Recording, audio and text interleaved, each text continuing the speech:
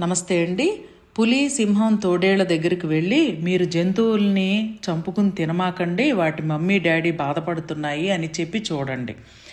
జీవహింస అర్థం తెలిసినా తెలియనట్టు నటిస్తున్నారా, లేక తెలివి కాకుండా తెలివితేటలు ఎక్కువయ్యి అజ్ఞానంతో జీవిస్తున్నామా?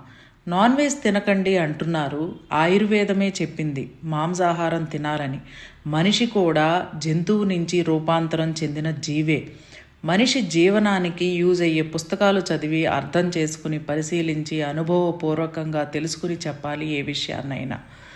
రైస్ తినొద్దు అని అంటున్నారు. తాత ముత్తాతలు ముందు జనరేషన్స్ ఏం తిన్నారు, మనం చిన్నప్పుడు ఏం తిన్నాము? పుల్లయ్య పుల్లమ్మ మాటలు నమ్మి నాన్ వెజ్ మానేశారనుకోండి, రోగాలు, కష్టాలు, నష్టాలు, ఓవర్ ఎమోషన్స్ క్రియేట్ అవుతాయి. ఇంకో ఎల్లమ్మ ఎల్లయ్య వచ్చి తిండి మానేయండి అంటారు. మానేస్తారా?